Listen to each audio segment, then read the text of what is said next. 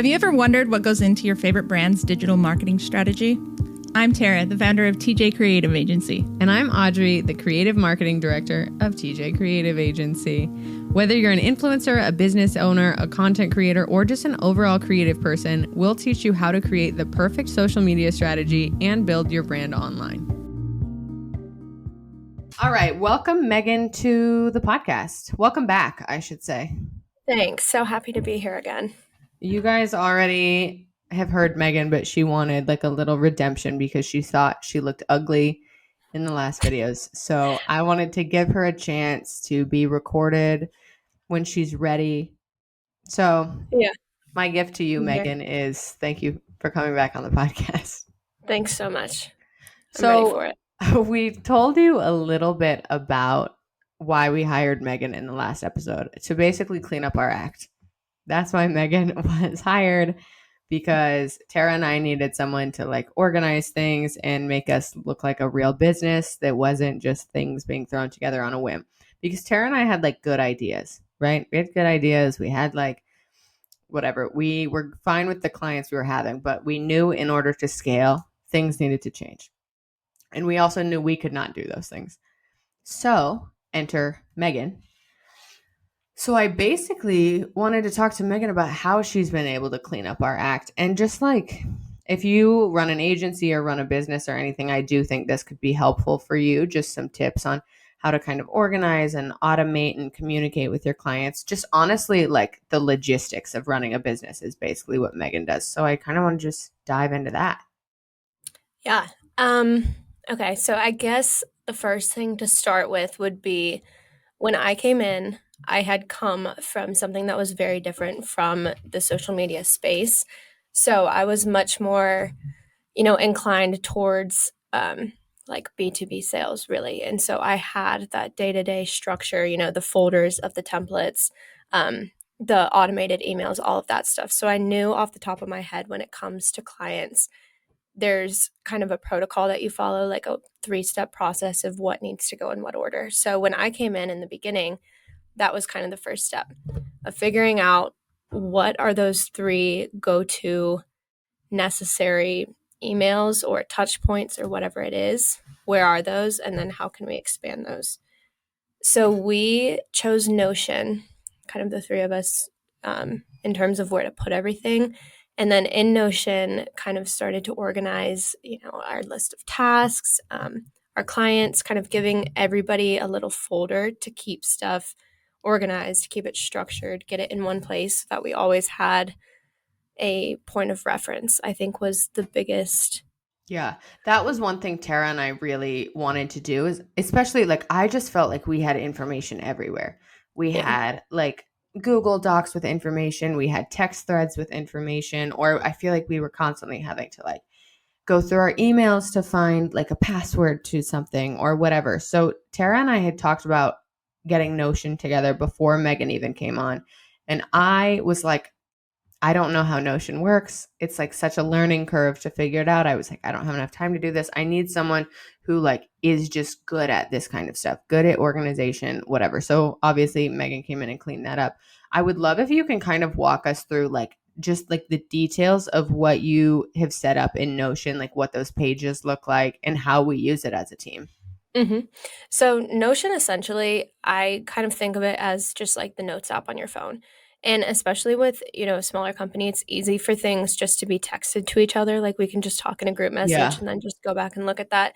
But when you really think about growing a company and, being in charge, being responsible for clients and really kind of being dependent on, you want to have that all in one spot. So with Notion, we have like our homepage that really is just at a glance of what's on the agenda for this week, of like top 5 things that we need to get done. What are some little reminders, just kind of the basics. And then we've got in there all of our leads. So as they come in, I put first name, email, phone number, Instagram, and then there's also a really easy way to track touch points. So you can put it at low priority, medium priority, high priority. You can put when you're touching back in, kind of just all of these little toggles to really keep track of where you are with each client. So we have that. I use that every day. Then we have little brand cards for each of our clients. All of their logins. We have their media kits, colors, emails, contacts, all of that in one spot. And then also, I think as of late, something we've been using a little bit more is the task list. So we talked with Tara about this, about how you can assign things to other people and then they get, the reminder, the email.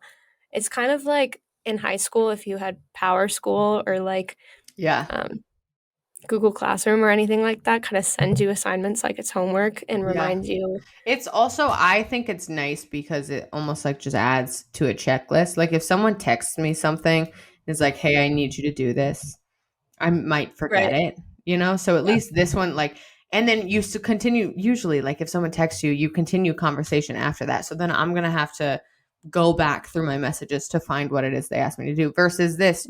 I'm like, okay, all of my tasks are in this folder. Yeah. And you can see what other people are doing too. So if there's, somebody working on client A and you're working on client B or something like that, you can see where they are in their point in the day. And if you need to talk to somebody about brainstorming ideas or see if people are busy, all of that stuff. It's kind of like a working calendar, just in another spot. I really like that one lately. Yeah, I think it's really helpful. And again, it like kind of eliminates that like constant reminding, when you ask somebody to do something and they don't do it, it's like the worst feeling to have to keep either emailing or texting or whatever. Like it's just on there. They see it. They see it. We also have I like the templates on there. I don't know if you use those, but we have like email templates of essentially like what to send as far as like the discovery call and the leads aspect. That I thought was nice as well. I put those in there because I felt like we needed a spot, just like a reference point, of I think in the beginning when I was sending those emails out to leads and to clients and stuff, I was looking up, just like typing in random words in like the Gmail search bar to find what had been sent to that person and like at what point in the process. So I just kind of put it all in Notion so that if someday somebody else needs to read it and kind of just to keep track of, where we are in what the business is looking like, how other people are receiving their information, all of that. I kind of like to have a record of that. So that's in there. Yeah.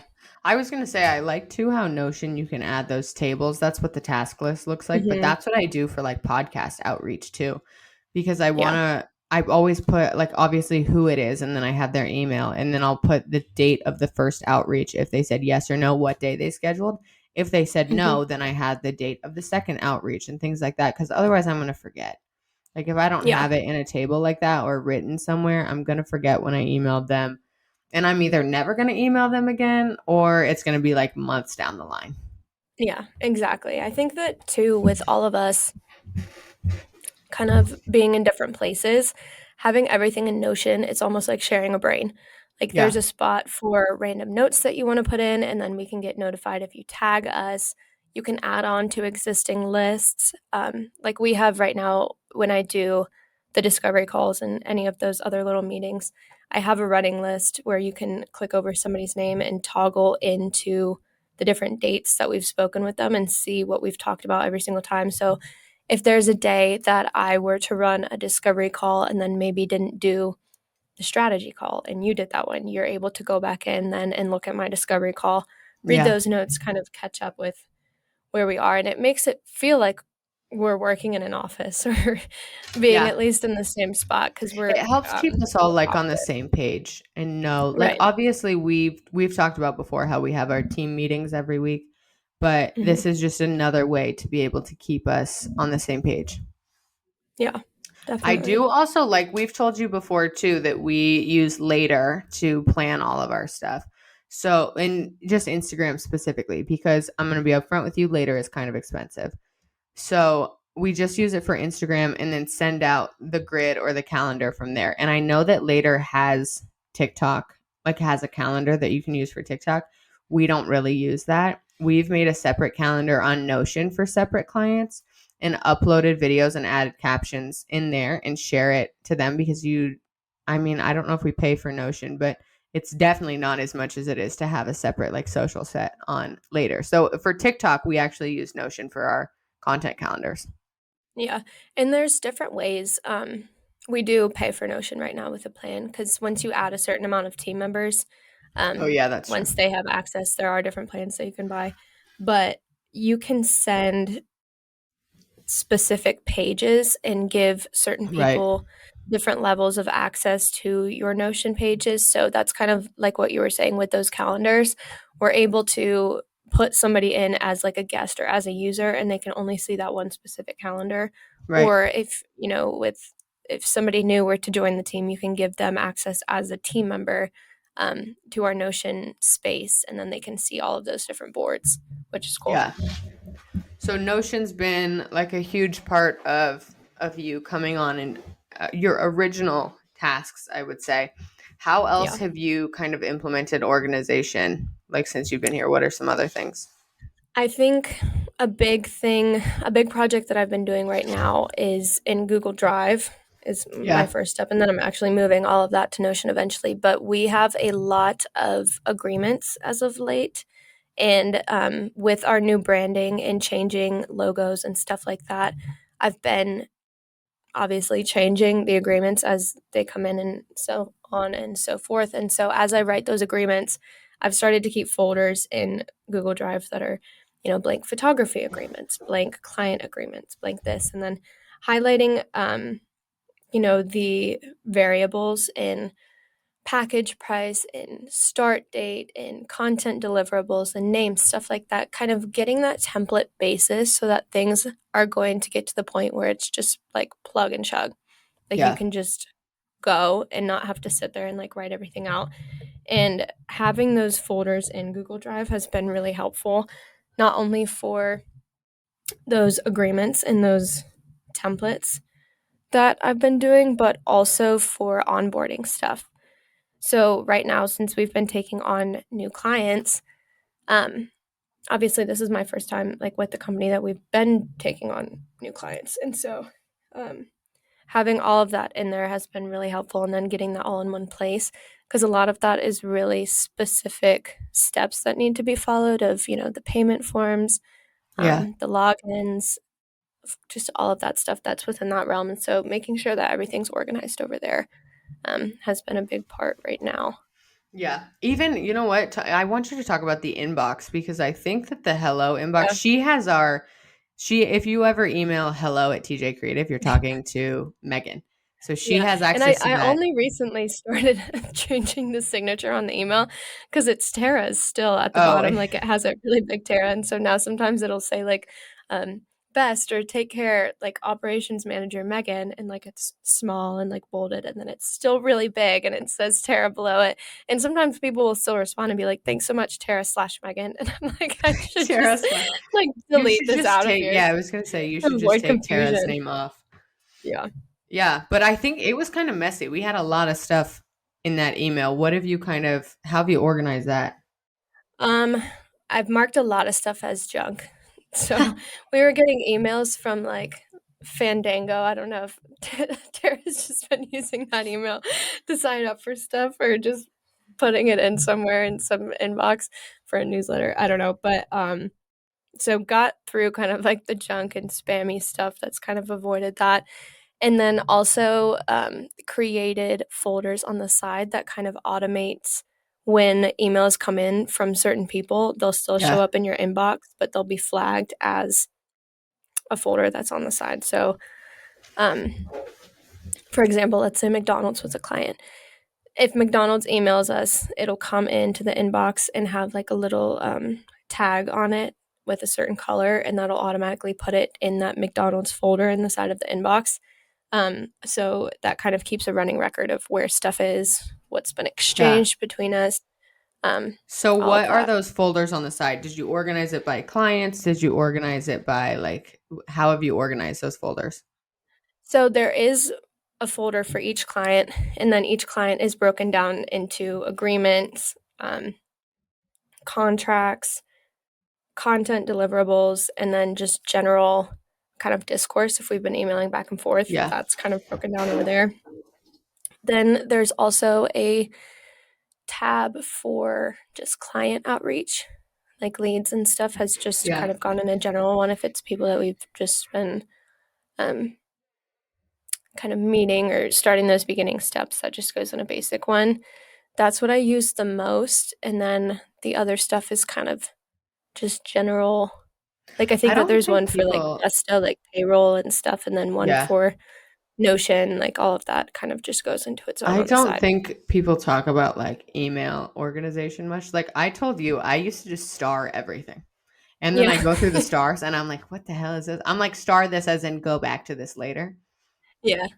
Now my stars are all messed up. I'm like, I don't know. So I started doing like email organization and doing the folders, like especially when I do influencer outreach. Once an influencer is like, yes, I want to be a part of this campaign, I put them in a folder of yeses. Mm-hmm. So that way, when I need to like send out product, I can just go through that folder and be like, these are all the people that all of their addresses are right there. So it actually is helpful. I never like email organization never crossed my mind until I looked in the hello email and I was like, oh. See, I can't even believe that because I'm the type of person who hates if I have an app on my phone that has the little red circle with like a number. It drives me nuts. And I know girls, guys too, but mainly girls who will leave like 400 unopened text messages, like 25,000 emails. I've got 40. I've got 202 on the texts right now. I cannot wrap my head around that. And maybe it's just my like a little OCD or I don't know what it is, but I can't leave anything just sitting there.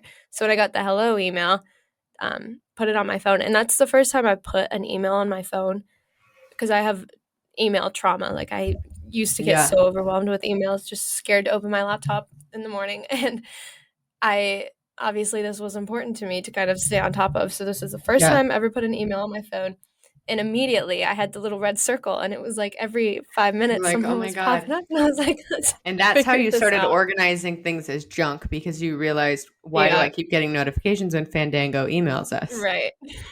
Right. Or it was like NBA fan gear. And I was like, could have been me. We don't know. We don't need that anymore. I get NBA emails all the time and I'm like, how did I don't remember signing up for NBA emails, but I'm getting constant updates on the NBA. So shout out the NBA. So those are some things that you've definitely helped organize. I also wanted to say in terms of organization, I think one thing that's been a game changer for us as an agency has been sharing our Google calendars and also just making sure that we use Google Calendar, like especially for me. Like when I have access, we give each other access, right? We can see that's what shared means. Obviously, you guys know that. But like if I want to schedule a podcast or something, I can see when Tara is and is not available, which is also why it's important. We're trying to like put in, like if I have a dinner or if I'm like out of office, like put it in there. But it's so much more helpful to be like, hey, do you have time for a meeting? Oh, I see in your schedule you do. Like I'm going to book you for a meeting at this time or whatever. And same with Calendly, kind of in that same tone. Calendly has been, I think, a game changer. I think Tara would agree to that as well. Like huge game changer when we're setting up, and even for you, like setting up, I was going to call them discovery calls. Yeah. Like you just being able to send that link and it's already linked to your Google Calendar. So you can't be double booked on Calendly as long as your Google Calendar is up to date. Like that's huge. Instead of having to go back and forth on email and be like, what time works best for you? When are you free? Like 4 emails, it handles it in one link. So I just wanted to mention those two because I do think those are 2 things that have really helped like clean some things up for us. For sure. And I love Calendly too. And I think that's something that's important to mention is, and kind of goes back to what you had talked about on the podcast, I think last week about, valuing yourself in the proposal, valuing your time and understanding that, like if you're talking to a new client and they want to have a strategy call to talk about something pressing and like they really want to do it tomorrow and like everything seems super stressful and super chaotic. But if you don't have time tomorrow, you can say no, like you can value your own time and like, the amount of work that you need to put into that. And you can kind of react to that accordingly, and having that Calendly link and being able to let them look into it and see, like they're people too. And they also have multiple clients and they have multiple things that they have to get to. And the day, I think is really helpful and really important for sure.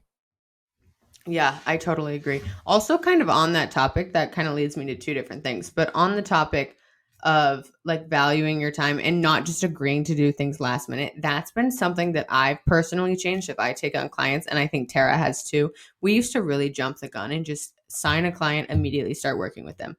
We just signed a client like last week.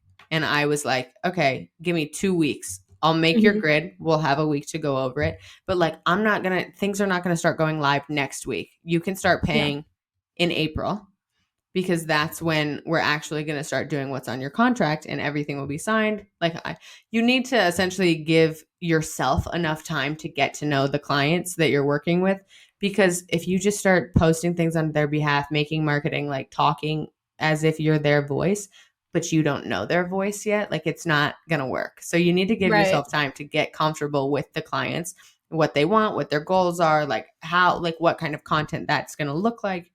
So that's another thing, is just like spacing things out. I understand that it can be exciting to get a new client, but it's beneficial to be like, okay, thank you so much. You signed your contract. Things are going to go live in 2 weeks. And I think it's just a lot better quality. And you can tell that you're taking your time and you're really putting the effort into something, and it's a lot more thorough and more precise. And exactly like you said, if you're taking the time to get to know somebody's message and who somebody is and what tone they want to get across and what colors or what their dogs' names are. Like maybe some days they want to talk about their dogs or whatever it might be. That's going to look so much more genuine, and it's going to come across as more authentic, even between, you and your client, because they're also going to know that you took the time to get to know them, to really react to what it is that they want, rather than just, like let's get it out, let's get the grid, and just you're just kind of pushing things because you said you would get them out in 3 days, which is psychotic. Also on the topic of valuing your time, I wanted to talk about like automating things. What kind of things have you set into automation that have cut back your time, cut back our time, or things that you are looking to automate in the future, and how you're doing it? Yeah, so definitely looking to automate a lot of things. That's kind of what I've got with my template library that I have built, and I'm not, a software engineer, so I don't know exactly how to get emails fired off just upon sign up. So that's what I've done with that template library, is kind of build what needs to go out at which point, like what's first touch, second touch, third touch. So I want to look into getting software to do so. But I think that's something that you and I kind of worked on recently was the Stan Store. Oh, yeah. So with the media kits, especially, we opened a new landing page, if you want to talk a little bit about that. But we also kind of started a subscription with Audrey's monthly coaching calls. So that kind of inserts somebody into an automated email newsletter, all of that stuff that kind of gets that fired off. I didn't even think about talking about Stan. That's huge for us. First of all, a subtle plug to these monthly coaching calls. If you want to do a monthly coaching call, it's on our Stan store. It's in the link in our bio. Secondly, and I'll put it in the description just for you guys. It's in the description. But the Stan Store, one of the things that we kept running into was, especially with booking these one-on-one calls. Before, I didn't have like a subscription thing. It was just like, you can book one call with me for a set price. But the thing that we continued to run into is someone would buy it. We could not for the life of us send an automated email. It would I had Zapier for anyone that's like yelling at their computer or their fucking phone being like, there's a device for this. I tried it. I got it. I was running into a lot of issues with it, and we just did the free trial to see how it worked. And then I was like, you know what, Megan, you just do it. But we kept getting emails being like, hey, I bought this. How do I sign up for it? Yeah. So the email that was supposed to go out was like, hey, here's the Calendly link. This is how you're going to sign up, whatever. But it was never working. Like, we couldn't get it to work. But the beautiful thing about the Stan Store is they book I believe it links up to your Google Calendar. I can't remember. I set this up a few weeks ago. I believe it links up to my Google Calendar because it's on my schedule. But they can pick the date right as they're purchasing. And then they just get like a receipt email, really, not necessarily we're looking forward to chatting with you. It's just like hey, this is when you booked, this is the time, like reminder. Yeah. But that was like a huge thing. And same with like you could set up a subscription. We were just noticing that like with our link in bio, like people, I don't know, you just don't want to lead them to so many links. Like they click the link in your bio, then they click whatever that they're trying to get to. It brings them to another landing page, whatever. We talk about this over and over and over again, but making it as easy as possible for your clients or your audience or whoever it is, your customers. Don't lead them to 7 landing pages to get them where they want to go, which is the beauty of the Stan Store. You can do everything in one place. Right. Yeah, it is really nice. It's also just not as convoluted. And especially too with the new website coming out soon. I'm like a sneak peek, you guys. It actually might be out by the time this episode goes out. I'm not sure yet, but maybe it's out, maybe it's about to be out, who knows. But because that website was kind of in progress or down or whatever it was, and then the Shopify was linked to that, and then it just like was causing so many problems. So Stan kind of changed our life, and it also too came at a good time for the coaching calls, I think, because lately I have in the leads that reach out to us, and we kind of talk back and forth a little bit in email, and I ask them, are you at a time with your business when you are ready to hand this over completely to somebody else, or do you still want to do it yourself and you just don't know how? And if it's somebody who doesn't know how and they do still want that kind of hands-on approach, then I direct them obviously to your coaching calls if that's something that they're ready for. And so just being able to do that in one link is so easy rather than being also, I like that you the brought up calendar, that payment, question, because that question of being like, are you ready to give over control? Also in our questionnaire, which I'll touch on in a second, because that was a big game changer for us in terms of like leads coming in. But another question that we have on there is like, we're kind of transparent about the prices, right? Like which service are you most interested in? And then it has in parentheses, like starting at this price, right? Because I don't remember if I kept the question on there or not, but at one point we had a question that was like, are you ready to commit to this much money a month, like these monthly payments? If not, like maybe check out the newsletter, maybe check out the podcast, or sign up for this like one-on-one call, whatever it is, like directing them in other places. But having those questions does kind of weed out, saves your time, right? Instead of taking a discovery call with literally everybody and then them telling you they can only spend $200 a month, and you're like, okay, it's not going to work. Then you just wasted 30 minutes. So that's been huge. And I think on that same note, just the questionnaire, we didn't really have a questionnaire before. We just had people sending us emails. Like they would just use the contact us page on our website or DM us. We want to work with you, whatever. And it's the same kind of thing. You can't really weed through anything, but at least with this questionnaire, we're able to look at your social media beforehand. Sometimes they're like scams. Yeah. We can normally tell, like, we don't expect you to have a perfect social media presence. Obviously, that's why you want to hire us. But y'all, let me tell you, we can tell some of y'all are in there and we're like, what is this? What is this page? Beyond that, it gives you an idea of how far along the client would be in their own branding process. Yeah. That way we can tell before we invest time into, do they have a brand? That's been a huge thing that we've implemented as well, is not really taking on many clients that don't have branding in place. If you guys listen to our past episode with Gigi from Gigi Communications, that was like a thing that she had set. If you don't have branding, I'm not going to take you on. I'll send you over to like a graphic designer or a branding specialist that I know, but I'm not going to work with you if you don't have branding. And that's kind of something that we've implemented because it's so much harder to work with a brand that doesn't have anything in place, because we're just making stuff up on the fly. And obviously we know a little bit about graphic design. We're good at like visuals, but we're not branding specialists. We never claim to be. That's not what we do.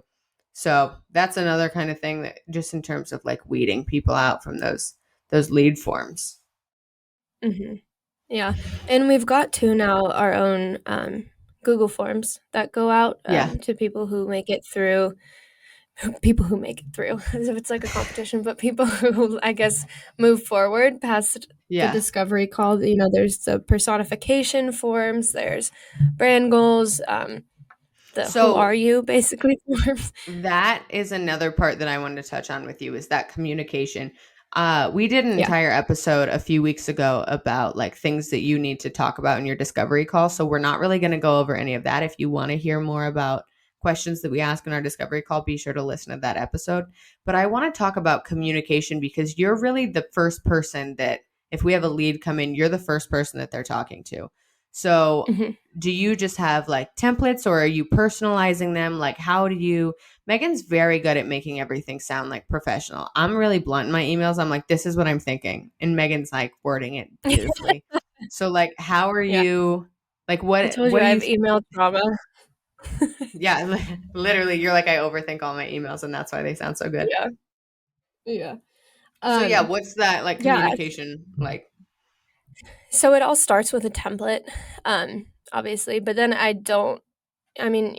want somebody to feel like they're talking to a person on the other end of it. So I try to make it less robotic and, put in names. Or I know that there's some people who are super against like smiley faces in emails, but I'm not. Like, I'm the type of person who will put in the smiley face and like 3 exclamation points. Though? And then I'll go back and be like, is that too that much? aligns with our brand. You know what I mean? Yeah. Like, if we were at like a bank and you were doing that, maybe not. But like emojis and stuff make sense for us. Like, hey, from Wells Fargo, smiley face, exclamation point. How are you today? Hey, bestie. But yeah, so I mean, it starts with that pretty basic, thanks for reaching out. Like, we'd love to work with you. Before we schedule a call, could you let me know like a little bit about what you're interested in? A, B, and C. Send that out. Usually I get a response to that pretty quickly. And then we kind of just conversate back and forth as if it's like text message. So like, sometimes, it'll become like really shorthand, like THX, TTYL, or it'll be longhand of like, this is what I think about all of this stuff that you've said. Like, can you help me here? So it really depends on the person. And I try to be as personable and compassionate as I can, because I don't want to waste their time as much as I don't want them to waste my time. Like if it's somebody that I can tell is not ready to take on a package that would be as big as what it is that we're doing, then I'm going to do my best to point them in the right direction, whether it be signing up for the newsletter or the subscription or just following us on Instagram. So kind of it goes back and forth in that. And then also too, a lot of times things are easier just spoken to each other. So we'll just like hop on a Google Meet or call me or something like that. So it really does vary person to person. But there is a little bit of a formula, I think, that just comes from having that first template that really is going to check your boxes of what does this person need. Yeah. And then, so I'm curious, like, let's say somebody did the discovery call and they're like, I want to move forward. You send them the proposal. You don't hear back. How many times are you going to follow up with them? It depends. So I think it depends on where they are in the process of wanting to move forward. If it was somebody who was really, really excited and maybe is launching their website in 3 weeks and like doesn't really have all of their ducks in a row yet, and we talk and they're super excited to move forward, send them the proposal, don't hear anything, I will typically try to check in once a week for 3 weeks. I think, because you don't want to overwhelm somebody's inbox and you don't want to be annoying, especially when it's such a relationship that you guys have to trust each other.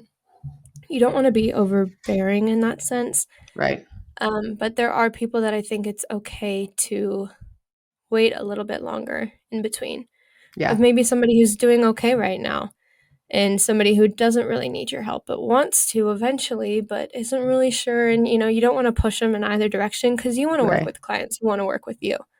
So you do have to give some people space, but So alternatively, let's say you have a discovery call and you're like, this isn't really, I don't think this is really right. Or like we get a lot of people who message us or like fill out this lead form and they're influencers that want some help, how do you redirect those people to maybe say, hey, this isn't the right service for you, but try this? So I was for a while redirecting them to just our Instagram and then also to coaching calls because we hadn't really built out much of our influencer stuff. But now that we have the media kits, I redirect them to that. And also, a lot of the times, the influencers who reach out to us or the people who want to be influencers who reach out to us don't know what media kits are. Yeah. So I kind of have a paragraph. I think it's even in Notion of a media kit is, like kind of just a general description so that they understand a little bit of what it is before they go for it. But another little plug, the media kits are really cool. Yeah, you guys, we launched media kits, 4 different media kits, completely different designs, templates that you can upload into Canva, change super easily, add all of your information, whatever. So if any of you guys are listening, need media kits or dealing with influencers that don't have media kits, send them our way. Yeah. Cool. Well, that's everything I've got for you, Megan. Are there any other things that you think have been like a game changer, things we didn't talk about? I don't think so. I'm trying to think. I mean, it's okay if you don't. I know. I'm like, I don't know. I don't really think so. Not off the top of my head. Well, thank you so much for being on here, Megan. Do you want the people to follow you? Because I will ask, where can people follow you? Everybody follow me. Send me an email at hello@TJ. You're like, let's and then chat. If it's me or Tara responding to you. No. Yeah, you can follow me. Okay, where can everybody follow you? You can follow me on Instagram at _Megan Hurley _. I've been posting some cowboy chic pictures. Some digital cowboy pictures. You guys will get it once you see the rebrand, if you know, you know. But if any of you guys slide into Megan's DMs asking her to work for you, I swear to God, we need Megan on this team. So please, keep it to yourself. Yeah, that's off the table, but we can email. But we can chat. We can recover from my email trauma. Okay. But anyways, perfect. Thanks for having me. Of course. I loved this episode, and we will talk to you guys next week. Talk to you later.